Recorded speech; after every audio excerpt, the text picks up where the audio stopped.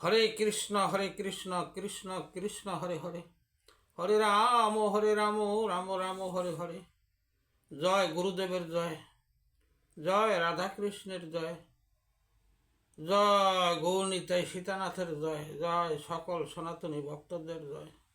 হরে কৃষ্ণ। আজ আমি যে আলোচনা নিয়ে আসছি তা হল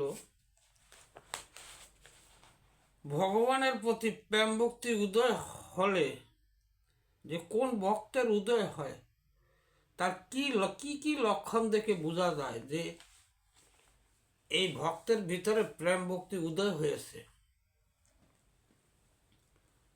আমরা এমনি স্বাভাবিকভাবে বেশবসনে বোঝা যাব না, কারণ বুঝতে পারবো না। আমরা তাদের লক্ষণগুলা দেখলেই বুঝতে পারি যে কোন ভক্ত ভগবানের প্রতি তার প্রেম ভক্তি উদয় হয়েছে। যেই ভক্তের কৃষ্ণ প্রেম উদয় হয় সেই ভক্ত অনুরাগী হয়ে যায়। যখনই তার ভিতরে কৃষ্ণ প্রেম জাগ্রত হয় সে অনুরাগী হয়ে যায়, অর্থাৎ কৃষ্ণ ছাড়া সে অন্য কিছু বোঝে না, কৃষ্ণের প্রতি তার অনুরাগী হয়ে যায়।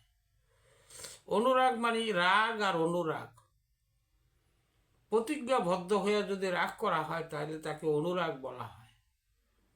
কীরকম, যেমন আমি এইভাবে আমরা সবাই রাগ করি, আর কেউ যদি অনুরাগী হয়ে বলে যে আমি এই কাজটা আমার সমাধান করতেই হবে, আমি এই কাজ সমাধান না করা পর্যন্ত কিচ্ছু করব না, তখন তার ভিতরে একটা অনুরাগের সৃষ্টি হয়।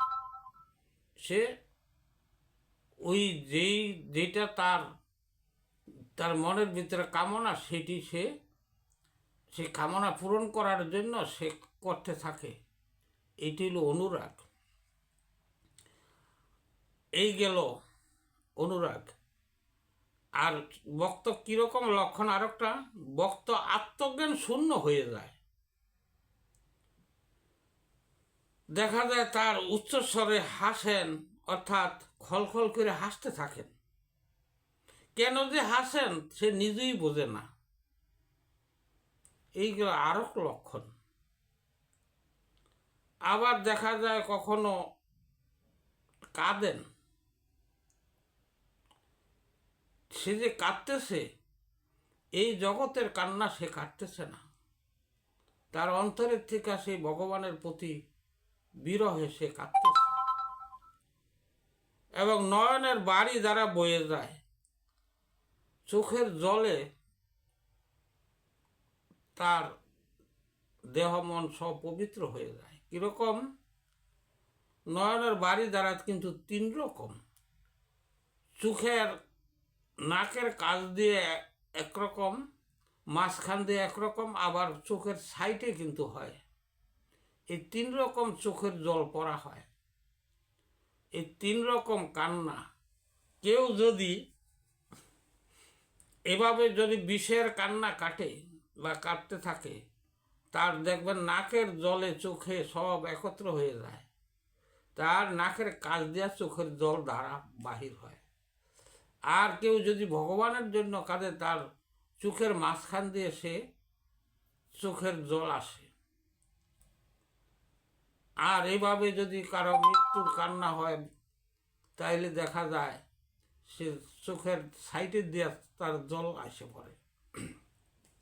এখন যে ভক্ত সে কিন্তু কাঁদে, কিন্তু চোখের মাঝখানে তার দ্বারা বহে।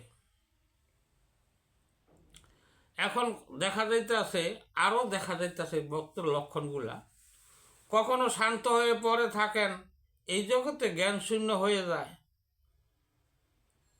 আবার দেখা যাইতে লক্ষণ যে কখনো দেখা যায় কথা বলতে পারে না, তার মুখে কোনো স্বর থাকে না, খালি চেঁচায়। আবার হঠাৎ করে সে নৃত্য করে, গান বাজনা, সে আনন্দে নাচতেছে।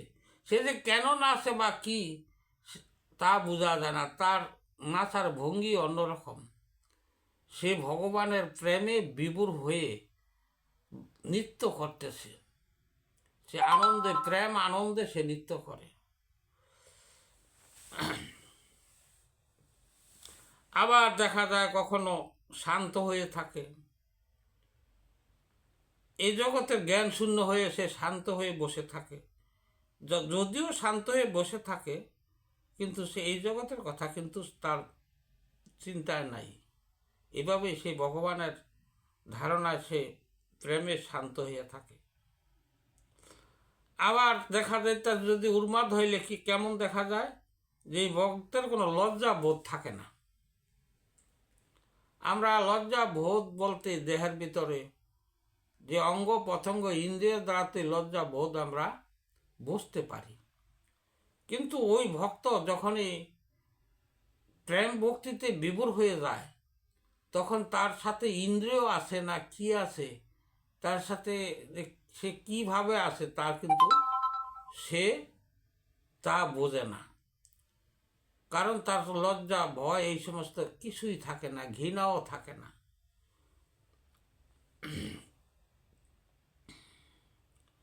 আবার দেখা যায় যে যখন উন্মাদনা হয় তখন তার শরীর ঘামতে থাকে, সমস্ত শরীর তার ভিজে যায়, শরীরে একটা শিহরণ ওঠে, শরীরে ঘামতে থাকে।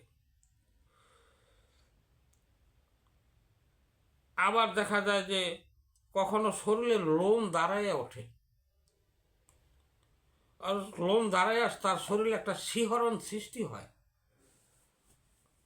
এই যে ভাবগুলো আমরা দেখতেছি, এটি হলো তার প্রেম ভক্তি, সে ভগবানের প্রতি সে প্রেম ভক্তি তার উদয় হয়েছে।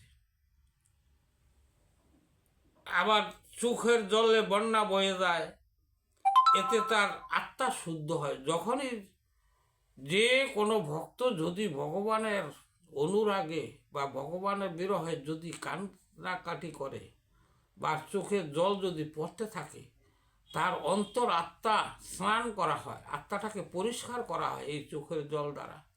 সেই ভগবানকে স্নান করা হয় এবং আত্মাকে শুদ্ধ করা হয়।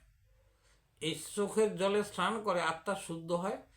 এরপরে ভগবানের বিরহে যখন তার চোখের জল পড়ে, তার এতই যে সুখ অনুভব করে যে তার দেহের ভিতরে সব যা আছে, সব আত্মা পরমাত্মা সব কিন্তু মন সবই তার ভিজা পরিষ্কার হয়ে গেছে।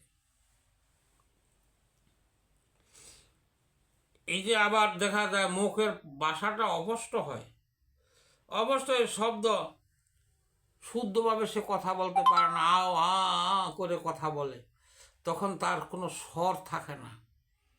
এমনই ভগবানের ভক্ত সে, তার বিবরে তার গলার স্বর সেই পর্যন্ত সে হারাইয়া ফেলায়। এখন আমরা যে এই যে কথাগুলি বললাম, এগুলা হলো যে ভক্তদের, কোন ভক্ত ভগবানের প্রতি তার প্রেম ভক্তি আছে, তার যে লক্ষণগুলা, এই লক্ষণগুলা যদি থাকে, যদি একটি লক্ষণও থাকে, তাহলে আমরা বুঝতে পারি যে সে ভগবানের প্রতি তার প্রেম ভক্তি উদয় হয়েছে। আজকের আমার যে আলোচনার বিষয় ছিল এইটুকুই, যে ভগবানের প্রতি প্রেম ভক্তি উদয় হলে ভক্তের লক্ষণ কি, বা কিভাবে আমরা বুঝতে পারি কি লক্ষণ দেখে। তাই এই লক্ষণের ভিতরে যে একটি লক্ষণও উদয় হয়, তা আমরা বুঝতে পারি সে ভগবানের প্রেম ভক্তি তার ভিতরে উদয় হয়েছে। যাই হোক, আমার বলা কহায় যদি কোনো ভুল ত্রুটি হয়, আমাকে ক্ষমা দৃষ্টিতে দেখবেন। আমি অধম, আর যাই কিছু বলি আপনাদের কৃপায় বলি। আর যদি ভালো লাগে আমার চ্যানেলটি সাবস্ক্রাইব করবেন এবং লাইক করবেন, এটা আপনাদের অভিরুচ। আমি এখানে আমার আলোচনা বিশ্রাম রাখলাম। হরে কৃষ্ণ কৃষ্ণ কৃষ্ণ হরে হরে, হরে রাম রাম রাম হরে হরে। জয় গুরুদেবের জয়, জয় সকল ভক্তদের জয়, জয় সকল সনাতনী ভক্তদের জয়। হরে কৃষ্ণ, রাধে রাধে।